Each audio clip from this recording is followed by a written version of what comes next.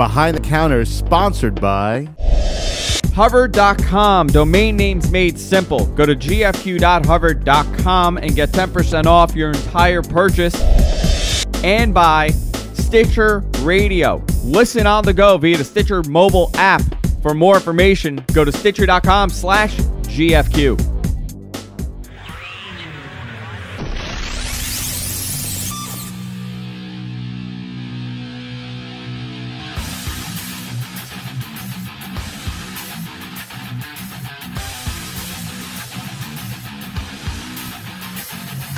Hello and welcome everybody to a beautiful new episode of Behind the Counter. I'm your host, Rich Stamboli, and with me as always is the new host of Making the Band, Jonathan Adler. Hey, give me some vanilla cookies. Wafers. Breast milk. All right, so what's going on, dude? Not much. I'm just scanning the news, trying to get prepared for the show, which is starting in 20 minutes, right? Yeah, we 20 minutes of banter. We're going to talk about Breaking Bad. Oh, awesome. It's incredible. We're going to spoil the end of the show. Yeah. For Rich. But it's the cliffhanger, right? The mid-season cliffhanger. Yeah, they just did the Walking Dead type of thing with the mid-season thing. Mm-hmm. But it was an end for this thing. It was a big cliffhanger though. Mm-hmm. Mm-hmm. So good. I'm trying to get used to the for those that don't know, Andrew usually controls the way the cuts are, and now I have control of it. So I'm trying. Now you run Buttertown. I do. But it's like driver's ed. I have like a backup here, so just in case if you don't slam on the brakes, Yeah. I have the brake pedal. And I also do run Buttertown. Buttertown. Who wants some butter? Who wants some Buttertown? Want some butter? Who wants some butter? How you doing? I'm doing all right.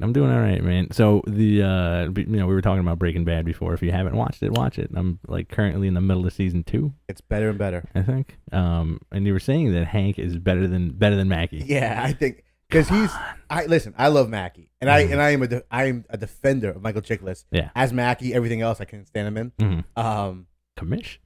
No Commish? I was never a fan of Commish. Okay. Hey, but Hank, he is such a complicated, an awesome detective. He's such a joke in the beginning, but he is incredible. You're gonna learn to love him. Yeah. You're gonna learn to love all the characters except for Sky. Okay. Sky, you know what? Sky, as the show goes on, you do appreciate her a bit more. Like now, this is the first season I've really grown to like her, right. But she is annoying. How you feel about Jesse? Jesse Pinkman? Yeah. You know what? Like, I know, like, the funny thing about Jesse is, like, I will always give him the benefit of the doubt because, like, we know guys like that. Oh, yeah. You know, like, we know, like, those neighborhood scalawags that just, like, you know, need change for the phone. Or He is that guy. Like, the guy who's just like, hey, you know, help me out here. Like, I'm a good guy. I'm a good guy. He's not a very good guy in the beginning, though. No. He really is, like, you know, the guy that you really want to just choke the life out of. Yeah. I mean, Walt is amazing. Yeah. He's you know, he is the incredible part of the show. It really, you know, the original pitch for the show is they wanted to make a story where they really took like a average guy and makes him Scarface. You're seeing the transformation of him going to like the dark side, and you definitely get that on the show. And everyone goes through a transformation, but Jesse, he's the guy who I wanted to die so badly, like from the beginning. And he was supposed to die in the first season. Okay. But the writer's strike happened. That's why it's only 8 episodes. Right. The writer's strike happened, and they actually liked him after the second episode. And like, you know what? Let's keep him around. The thing about Jesse is like you root for him. Like I started to root for him in the middle of the season because this is like when he becomes like pretty much destitute.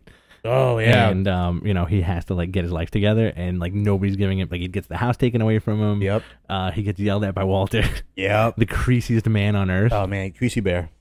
Andrew, this thing's not working. Sorry. I'm trying to get the images loaded. It's Jonathan nodding his head now. Just like, yeah. Now it's working. Bop it. Thanks for the water, by the way. No problem, buddy. Parched. Andrew, why do you have any water in your refrigerator? I refuse. We drink tap water. Okay, that's cool. Oh, you're savages. All right, I understand. All right. Honestly, out of everyone on the show, like Jesse is the one that gets the worst. Like that dude goes through the worst stuff. Like it's a very dark show. Yeah, it seems like Jesse's gonna end up getting something happening. How awesome was the Crazy 8 thing with when he had him in the basement? Refresh in the very first season when they, the guys attack them in the Winnebago, and he sees him running. Man. Yeah, he puts the bike lock around his neck. Yeah. And then he's like talking to him. He's starting to like sympathize with him, and then he sees like he finds the broken plate in the garbage, and he sees the one piece is missing. Yeah. Thing is awesome. It's crazy, and also when they melted the dude. Oh yeah, very ridiculous. That was like the moment that kind of sold me on everything. I was like, oh, they totally just melted a guy right now. Wait for Odenkirk. Yeah. Oh man, Odenkirk steals the show. Bob or Steve? Bob, not Steve. Bob Odenkirk is like a master on that. I would love for them to do a spin-off of him. Yeah. And there's a lot of guys that come on later on, but I mean, Cranston, he ever since the show's been on, he's been winning for best actor. Most creases. Aaron Paul, Jesse, he won his first Emmy last year. Dude, just Tuco, like, who's now I think on CSI. Is he? Yeah, no one can recognize him because he's not crazy. Is he just like he's like a good guy on CSI? Yeah, he's like a normal dude. He's like LL. Come at me, LL. Come at me.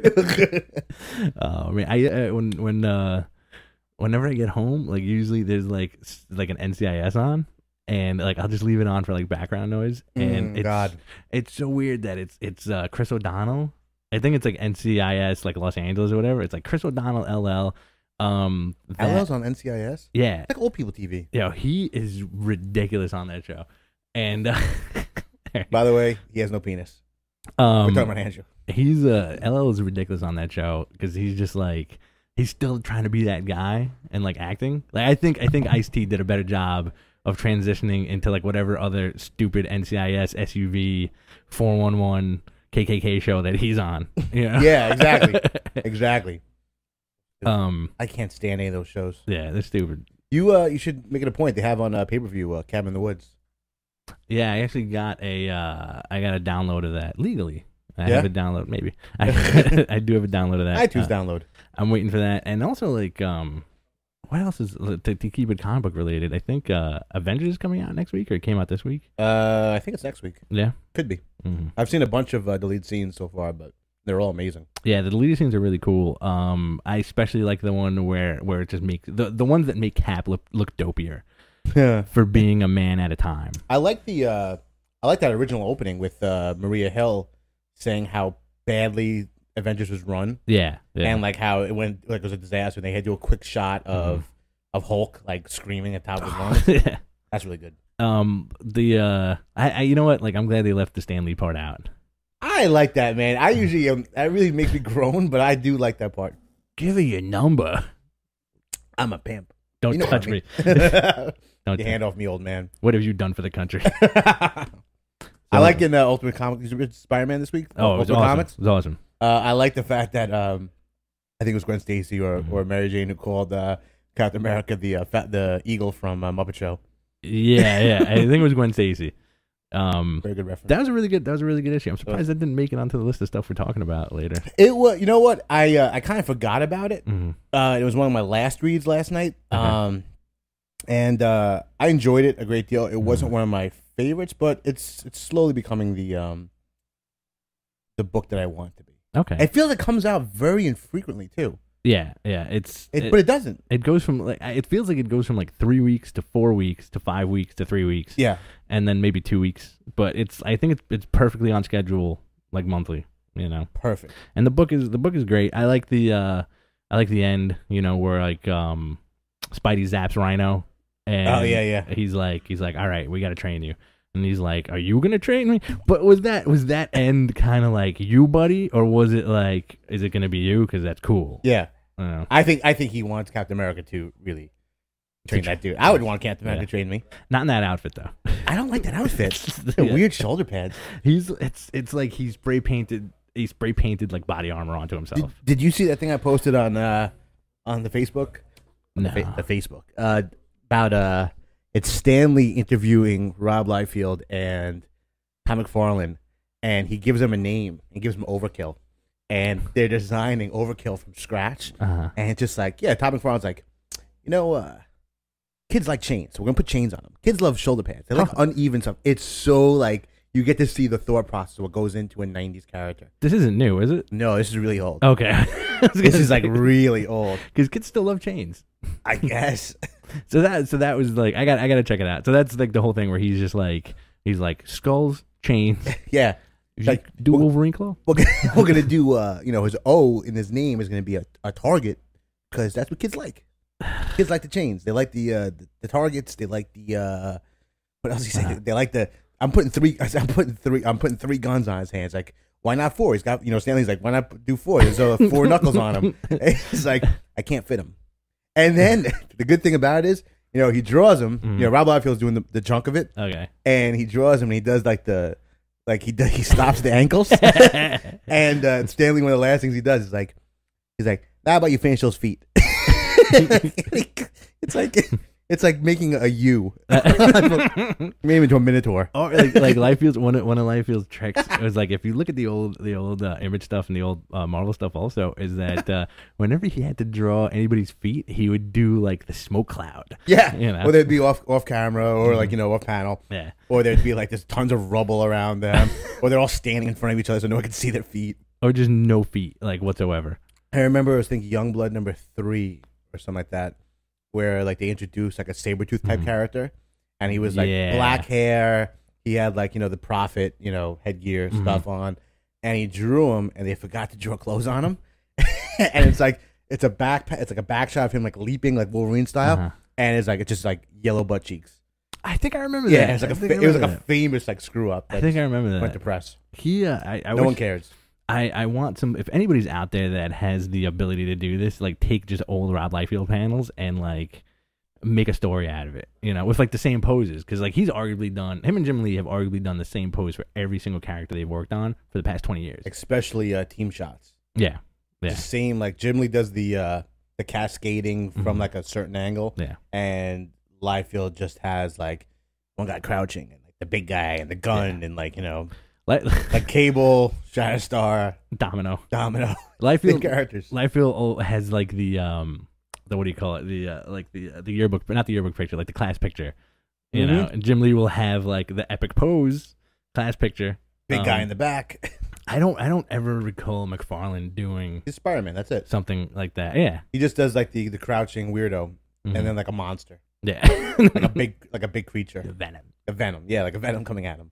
I saw. I was at the comic store the other day. I saw this gigantic, like full size Venom, like bust, and I swear I think it was like a repurposed bust from something else, and they just put like Venom signatures on it. Like it was like it looked like it could have been a Gears of War 3 like creature, but they were just like, let's open the mouth and put a tongue in it. Why not? Because Venom is he's a blank character for the most part. Yeah. I want to see some stuff with the new Venom. The new Venom costume I'm still blown away by. It's really cool. Are you excited about Minimum Carnage? I am actually. I am. I think it's a wonderful idea. I've been following the Carnage rebirth since he came back in whatever Iron Man, Spider-Man, Clayton Crane crossover they did the first time. After he got ripped in half. Yeah. When he came back with robot legs, which is really awesome. I did read that. It was kind of neat. And then Carnage USA was incredible. That was awesome. Is Clayton? Is that the only thing that Clayton Crane works on? I think Clayton Crane only wants to work on 90s characters. He did, Ghost Rider. Yeah. He did this. He did X-Force. And he was awesome on X-Force. Yes. That is correct. But this is like, now he's just doing. I think he's probably doing Minimum Carnage. He's the Carnage guy, which is about Carnage infecting the microverse. Yeah, which is amazing. And Venom's in it. Venom Flash Thompson Venom. Well, yeah, Flash Thompson Venom and what's his name? Kane, Scarlet Spider. Yeah. Cool stuff. Minimum Carnage. I know it was a joke when they first said that, but it's wonderful. What do we got for news, man? We got a couple of little nuggets of news. Grab my news desk real quick. This remote is very neat. What is this? They kind of announced the new Avengers lineup, which is kind of a mystery for a while. Who we got?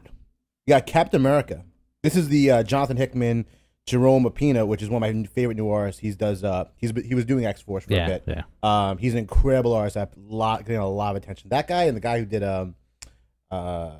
Wolverine the X-Men, the guy who looks like Art Adams. Oh yeah, that guy's getting a lot of attention. That guy's excellent, man. He's gonna blow up. He's gonna blow up and get on a marquee book and then leave. Yeah, they already pulled him from Wolverine X-Men. He's like, you're too good. Like with what's his name? Who did remember Dark Knight? Marvel Knights. He started on Marvel McNiven.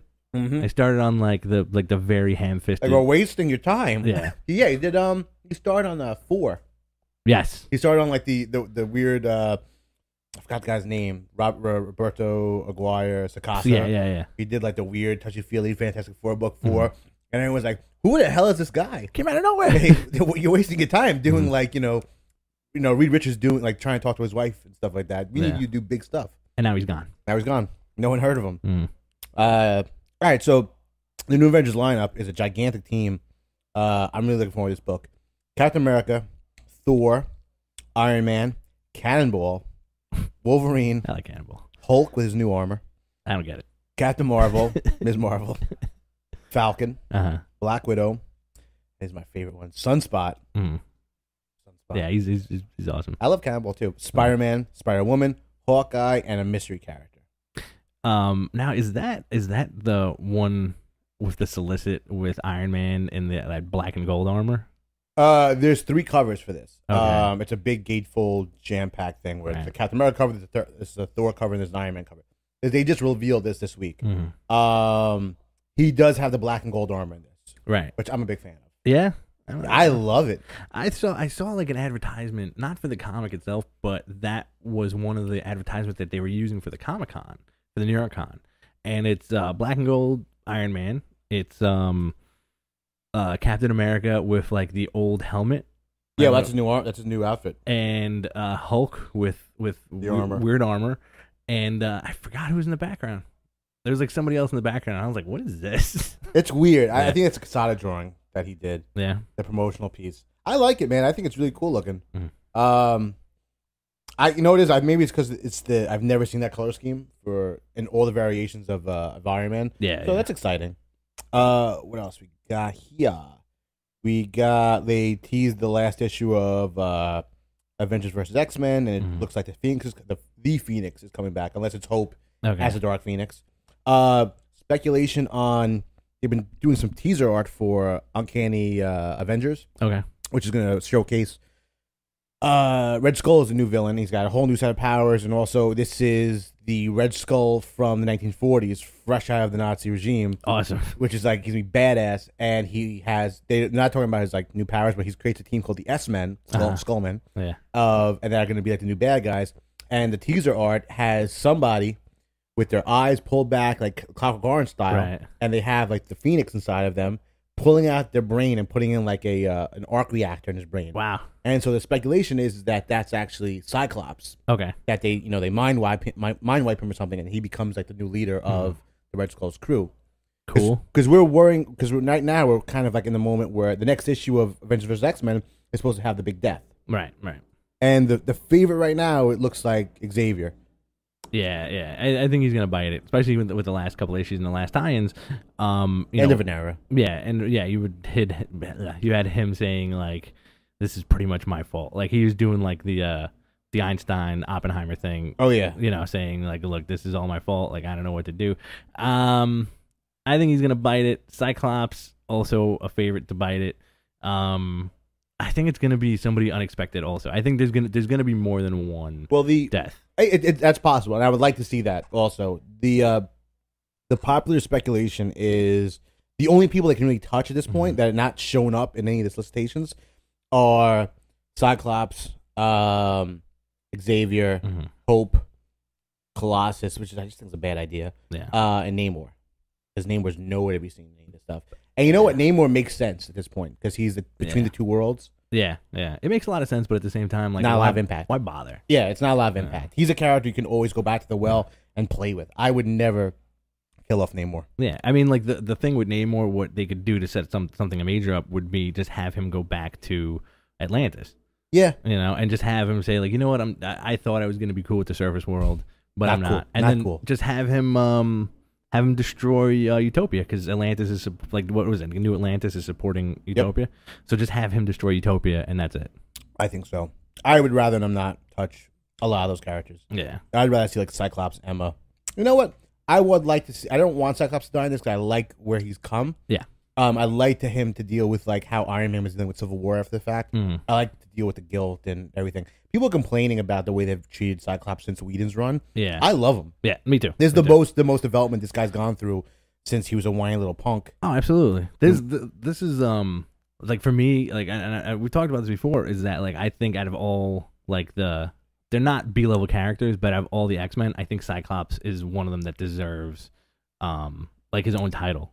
You know, let's see how it works out, because you could easily do a story where like he goes away, his brain is gone or whatever, and he wakes up in the cable future again. That's a good point. You know, where like, and then he'll be face to face with Cable, and he'll be like, "This is all your fault, Dad." It's all your fault, Dad. I'm fascinated by him. I'm more interested in Cyclops than I've been in years. I like the gray area that he's been playing with. Yeah, keep it up. Keep up that stuff. I apologize out there for the camera cuts if they're. I apologize for my if goopy they're mic. not that great. My mic is flaccid. Newsarama just published a nice little list that Bobby sent me of the top 10 best and worst things, because we're now hit the anniversary of the New 52, which we're thrilled about. Zero issues. All the Zero issues started shipping this week. Yep. And then it's going to go on for the next, like 2 or 3 weeks? Yeah. I picked them all up. I only read a very small handful of it. Mm-hmm. But I just glanced this before we came on, how one of the worst things about the New 52 that they kind of focus on was the fact that everyone's a star. That at one point DC was very structured on the C-level characters. You had backup people. You had a very strong supporting cast, and now they've made it very tiny for the most part. They've made the DC universe very small and compact, and everything I read about this just makes me really nauseous. Nothing has anything to do with anything. Oh, and here's a little. If you'll probably read it this week. Phantom Strange #0 came out, which we're thrilled about. Yeah. And I defended it because now they're saying that he is full blown Judas. Judas Iscariot. Yeah. So, me and you like the Kingdom Come reveal. Bobby hates it. Bobby was like, "This stupidest idea." Why? I love it. I don't know. He just says like, oh yeah, Superman and Wonder Woman's kid that travels through time. I think that's great. I personally, how could you think that's stupid? Exactly. That one sentence. Yeah. Well, I will buy that comic for the rest of my life. Like, Optimus Prime with the Green Lantern. Right? Oh my god. I defended it. So now I always like the idea that I like the Phantom Stranger not really having an answer with him. I like the mystery of him. Yeah. So in his Zero issue, they actually have him as when he's Judas. After he gets killed, he gets reborn. Right. He is wearing Jesus' cloak, and that's his like blue like getup. That's like his Superman cape. Like the cloak, like turn, like the shroud that he was buried in, or the cloak that the Romans took from Jesus. There you go, the cloak that they took from Jesus. Okay, and that gives him like superpowers. I guess. That's, you know what, I kind of don't agree with that, because I really don't agree with that. I don't agree with it, because I always thought you should keep religion out of comics. Number one. Mm-hmm. Number two, like, is Jesus gonna make a cameo at some point in this? Well, he's a Spectre. That's what they're gonna do. They're gonna say he's a Spectre. Would you rip up the comic if that was the reveal, where it was like, guys, I'm back. I'm the spirit of vengeance, and I'm Jesus. I never like when they do the religion piece with, especially with DC, because you've had the new gods, you've had I like I'm all for Asgardians and super people and Galactuses and all that stuff, but I think they minimize all that by having some like powerful godlike being that is like the Christian God. Right. Because even when they go into Spectre, saying that he's the wrath of God, even Eclipso was the wrath of God before Spectre. Right. It always makes me feel a little weird. Yeah. It's because it really does minimize everything and kind of like says like this is the right way of thinking when it comes to ethereal beings. Do you think it panders? Yeah, it does. I think so. Because they've touched that on both universes. Where, for example, like I forgot the issue of it, but like. I think it was Thor talking to Odin, and then Odin was like, there's a higher power. Yeah, I remember this. Even I answered too. That was Straczynski.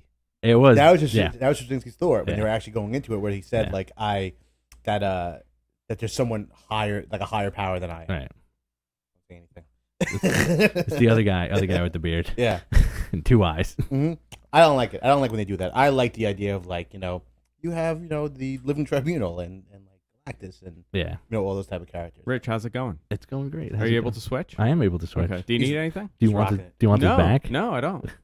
I like this. The just sit there with your arms folded from now on. I will take this, and I've said this before, but like Zach from the comic store said this the other day, which I agree with. The best Judas Iscariot reveal was Dracula 2000.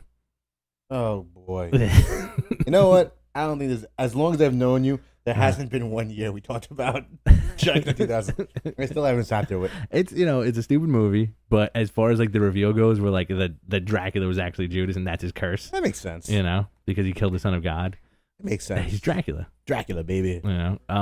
Dracula. Dracula vampire. But that's still stupid. Is Zealot still Pandora? No, I don't even know. No. I don't even know what's happening anymore. We're getting to that. So the next big thing that they're doing, supposedly, is this thing called the Trinity War, which is going to have the three sinners, which are going to be Phantom Stranger, Judas. You also have Pandora, right, which looks a lot like Zealot, but Zealot's already shown up in Grifter and stuff like that. Oh. So, but they could, the face thing, they could be connected of some sort. Yeah, haven't read it. You're not missing one. I don't think I've read it either. I just follow up on this stuff. I'm a news guy. Yeah. And they've made the question into like Cain for the most part, the first murderer. Right. Okay. Which is awful. Yeah. Awful. He went from a Buddhist gumshoe to a murderer. Just like Renee Montoya. Yeah. Vic Sable, Cain. It's hard. It's again. Why are you doing that to these characters? Yeah, every week we do this. Every week it happens. It's like fall into this. This is our button sequence in Lost, basically, where it's like every week we we're trying to avoid it, but we end up talking about every DC. week there's another disappointment, more stupidity. Yeah, it's just like it's constant. Like the Zero issues. There is some cool stuff in it. It's Green Lantern. Yeah, there's the Green Lantern issue. I haven't read the action yet. Detective was actually really good. Yeah. Greg Horwitz took over for it, and it's a really cool, early years Batman and training issue. GI Combat covers like the unknown soldiers through history. Dial H talks about the very first dial that they've had. It's a sundial, and it takes 12 weeks to work through with the different sun. It's pretty cool. It's pretty awesome. That's kind of neat. But for the most part, it's just like, why? Yeah. It's not even serving a purpose. Like I kind of wish that I think a Zero issue should be in, something before. Yes. Chronologically, does that make a little bit of sense? Yeah, absolutely. And I don't think, even with the Green Lantern issue, I really enjoyed it. I don't think it was really like a big reveal. Yeah. No, but it was an awesome issue. I think they did it a little as backwards because to my recollection, the first Zero issues that were done were after 0 Hour. Yes. All right. And then that was the start of it all. There was the start of it all with the new origins of whoever it was and how they get the universes together, pretty much, and the old guys got de-aged, and they reworked like Hawkman, etc., and the JSA and like all those guys, and Hal Jordan dead, Green Arrow like all messed up, and they started fresh, and they started with the Zero. I would have much rather have New 52 start with the Zero instead of doing the Zero a month later, which is just kind of like it's like a Marvel .1. Yeah. But like kind of ham-fisted, because like I read the action one. You'd like the action one simply for the fact that it's like Grant Morrison, right? It's Grant Morrison, and it's also like a kind of go get him Superman story, And he's still, it's still young Superman, but there's a bunch of moments in there that play into like the mythos that he's creating with young Superman, and also there's moments in there where you're like, yeah, Superman, like do it. That's fine. That's what I want. Like I want an origin issue. I want to see.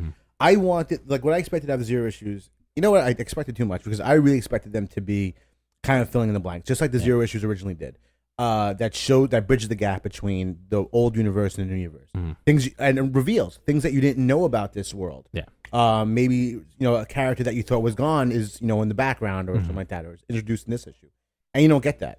And I'll be making my way through all these and probably complaining a lot more because it's gonna be it's like whipping myself. Yeah. It's really gonna be like a penance from all the crap I've been talking about DC. Yeah. And then it'll prove me right again. or wrong. And what's funny too? I was thinking about this. Obviously the Zero issues sold incredibly well in terms of the orders that comic stores made. Again, does not reflect on what's actually being bought. It's not buyership at all. Yeah, to remind you, anyone who follows charts from two guys that worked in comics and had to ship comics books back, Yeah. or had to deal with overstock. Blow them out. Yeah. Yeah, these just because they're being ordered a great deal, you can still find Walking Dead number 100s out there. Yeah. Not to hit on that or anything, but that's the reality of the situation when it comes to charts. Yes, the zero issues are another way to sell comics. Yeah. Oh man. Wow. Keep talking. That's amazing. It's great. And like as Indiana Jones. We caught it. I hit the button. Don't worry. That was kind of cool though. So the I'm impressed by myself with that. That's good. That's good. Save the studio. So shocking that. So anyway, my point was that obviously they did number 1, they did number 0. Mm-hmm. Those are a big grab for titles. Marvel on the other hand is they're launching new number 1s, but the same old story. They just have new creative teams behind it. It's a very we haven't seen how they are, but I'm sure the creative teams that are behind it, I have complete utter faith in what they're gonna do. Yeah, and it's still it's not new continuity. Nothing is changing the continuity. This is just DC is just constantly manufacturing new, more sales and through just renumbering. Yeah. There's a lot to be said about the Marvel relaunches or the soft relaunches whenever they do the number 0, because you're right, they do it with they definitely handle it with the better creative teams. But also I think it was Marvel that actually did the old numbering system. Return? Yeah, when they did. Was it Heroes Reborn? And then they went back to, that was the first time they did it. And then whenever they had a new title that was supposed to replace the other title, they go back to it. They go back to the number system. So it was just really cool stuff. And then DC did that a few years ago also. I forgot with what books, but I think quite a few of them. They did it with Green Lantern. They did it with Batman. Yeah. They did a lot of them. And I just feel once everything is said and done with the New 52, it's gonna happen again. Oh hell yeah! Before they started the New 52, they were closing in on issue 900 of both Action and Detective. Yeah. Do you think they're really going to stop this book from reaching 1,000? Yeah. This is a milestone. It's never happened before. You've never had quadruple digit books out there. Yeah. This is gonna happen. You're definitely gonna get renumbered eventually. Yeah, I mean, I still don't feel this is gonna be permanent either. No, it still doesn't feel like it's permanent, unless they really come out and some corporate guy says this is what you're getting and that's it. But which is what we're getting now. Yeah, this is what we're getting now. I also feel from the powers that be, and I've said this a bunch, that there has to be a plan that they're skyrocketing in numbers right now, right? Who's to say that the plan wasn't to lull new readers in and then flip it on them and say look, we're doing the relaunch of the relaunch and you're gonna buy even more comics. I mean, I think that's a reality. I think that's their parachute for this whole thing, because they'll say oh, you guys, we told you we had a plan. Yeah. Okay, no, you didn't. You're just watching the market and seeing how it drives you. When you get out of all these milestone issues, you can't publish a new number 1 every month. Yeah. And you start seeing this slipping in sales because the quality is so mediocre. Yeah, you're gonna see a drop down. You're gonna see some kind of change in the market, especially with the pilgrimage of people leaving DC offices at this point. Yeah, no one's happy. No one's talking about their issues. Yeah, it's they have the NDSs, the non-disclosure agreements, and the NDA. Sorry, and we're gonna find out eventually what's going to happen. Something's going to break. Somebody's going to break the silence and then just kind of spill their guts about it. Well, they probably have to wait a much longer period of time for this for the NDAs to actually expire. 10 years. Man. Yeah. You'll be dead by then. I'll be dead by then. Don't say that. 10-year plan. So we have about 10 or so minutes left. Do we really? Yeah. Get out of here. Yeah, that went pretty quick. We started relatively on time too. I know. But we got to get out of here. We got a new show debuting tonight with a gentleman from out of state. So we should also plug our appearance on Saturday. Yeah, Saturday, if we can do it, we will be. We'll do it. We will be appearing on a Canadian comic book show. It's been a long day. I'm really sorry if you guys are watching. I forgot the name of your show, but we'll be there. Can't remember the name of the show either. 1:30. We'll give you guys a call and let you know what's going on. But what do you want to do? Green Lantern and then talk about the Elseworlds thing, or you want to just go into the Elseworlds thing? Go into the books. Yeah, we'll hold the Elseworlds for next time. All right. Green Lantern Zero. Hit me. Good book. Very good book. This was the introduction of the new Green Lantern replacing Hal Jordan. Simon Baz. Simon Baz, good name. Yeah. As a character that I really wasn't going to enjoy, and he rocked. Yeah. It was a good little story about, he's, a prosecuted, Muslim American. Yeah. Who they introduced in 9/11, which we think is the first time they've done that in DC. Yeah. He steals a van, and he miraculously sees there's a bomb in there. Yeah. So he's like, oh, no, not again. And he gets brought to Guantanamo. He gets brought down, and then, the Green Lantern ring saves him before he gets waterboarded. Yeah, which is or something else, because it just seemed very seedy what they were going to do to him. It was just like, just relax. It'll be over soon. But it was a good personality. He was, it was good. I feel a lot of times like I was never a fan of Kyle Rayner. He grew on me, but he's very milquetoast. He's like, very, kind of what you expect out of a new Green Lantern. This guy, he's a man of color. He's, has a little bit more personality. He's a little bit more, gray area. His background, you know everything. I think it was a really solid first appearance. Yeah, it was a good first appearance. But like I'm sure like a lot of fans share the same sentiment with me, where it's like, we've been talking about how America, the United States, is the only place on Earth that has Green Lanterns. And like it's just like everybody who's had a Green Lantern ring is from the East Coast, basically. Yeah. I was a little let down by the fact that I really wish this was like me too. He's gonna be like a Muslim character from the Middle East who went through some hardship or whatever, and then like obviously when it comes to Green Lanterns getting their rings, it's the moment of them displaying no fear or whatever, you know. So like he'd have to overcome something, get the ring, etc. I'm not saying I don't like the 9/11 thing, but part of me doesn't, because it's kind of like it's the obvious choice. To say like a Muslim character linked to 9/11. Right, a Muslim character linked to 9/11. He was upset by it. He was persecuted, and then ended up becoming a car thief for some reason to help support his sister. And it was just kind of like, I like they're going to go into that more, obviously, when, he's going to be on the trail of the guys who put the bomb in that car. It was certainly a missed opportunity in terms of actually making this an international character. Yeah. And I just think that, I think DC's always been afraid of that, because I think that the problem is that when you make an international character, especially in DC, they are like, if you make a Russian character, they are overtly Russian. If you make a Asian character, they're a samurai. It's you have to go with that extreme thing. And I think they were kind of afraid of that. But they still went that same route and like made this guy really Muslim. In a different, they went extreme in a different way. In a negative way. And I'm not saying that's a bad thing, because people were like, I think when they first announced he's Muslim, they were saying like, oh, he's obviously going to be a terrorist. And then they revealed that he's going to be, they said, no, he's not a terrorist, he's a car thief. Which is that better? So it's a complicated, it's a slippery slope that they're riding. But I really did enjoy the issue. It was great Doug Monk art. I think it was a great introduction to a new character. I want to see, he's obviously going to be the marquee character. I hated the epilogue. What was the epilogue? The epilogue was one page of like a black room, and just like Hal Jordan and Sinestro going, where are we? I remember that. You know what? Like I do remember liking that, because like it's either one of two things. One, they're trapped in his ring, or they're in the dark world, or they're in in Black Hand's ring. Yeah, that's what I think so. Which is in like the outer space, where where the first Green Lantern was held, like in that prison. That could be. But I also think that they might be in Simon Baz's ring, because when the ring connected to him, it's an error. So they might be the error. And I also like the fact that Sinestro is in his wacky clown costume. Oh yeah, that costume's ridiculous. He looks like a Circus Crime character. What other book we can talk about? Squeeze in the next 8 minutes.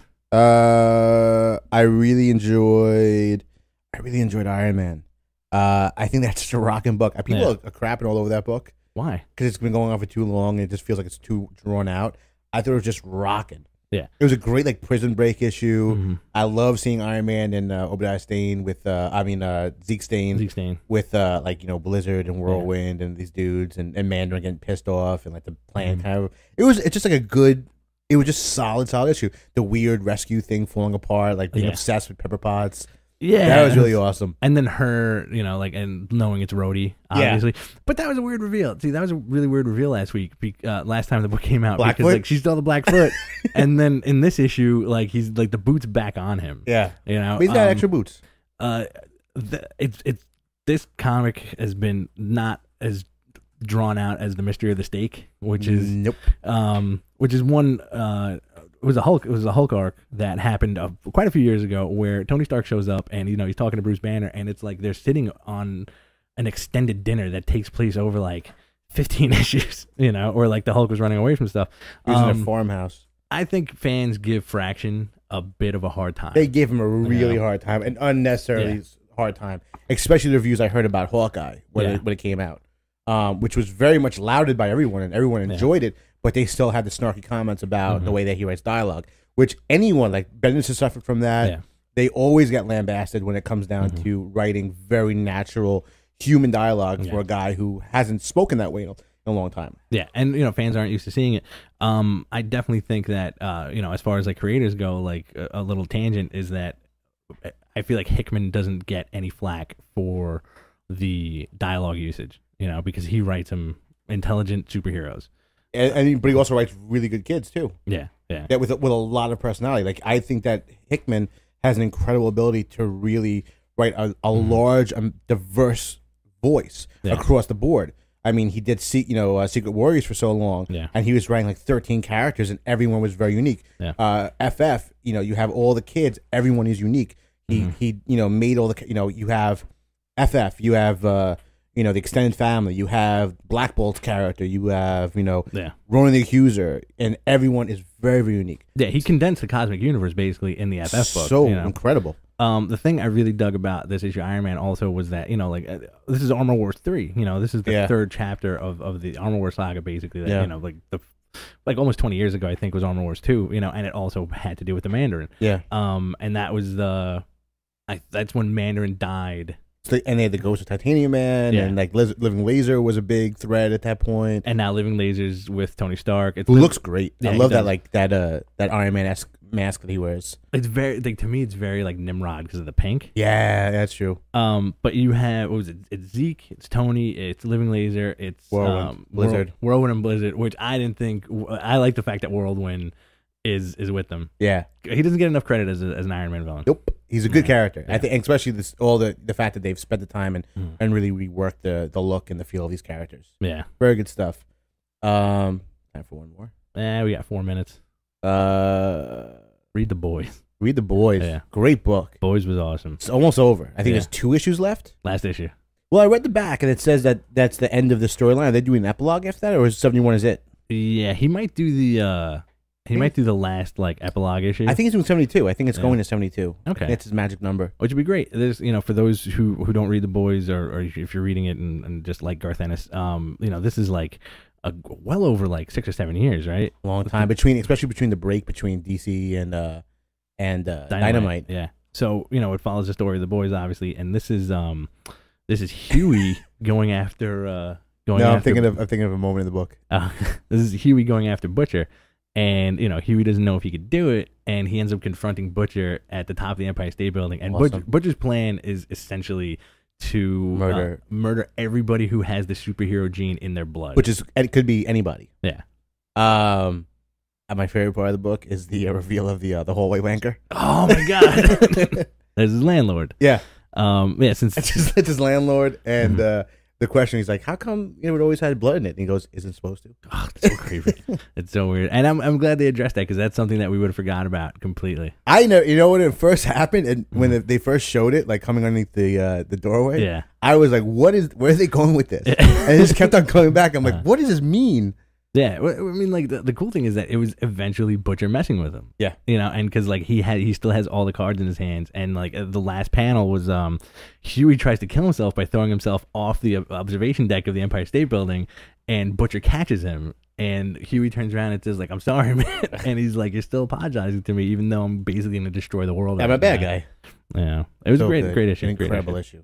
Pick it up, man. Everybody's got to pick up the trades and read Hawkeye. Yeah, Hawkeye's really good too. That's our recommendation, I guess. Yeah. For the week. Ultimate Spider-Man, also pretty excellent. A bunch of good books this week. Yeah. But I think that does it for us on this episode of Behind the Counter. I'm Rich Stambolian. I'm the Boogeyman. All right.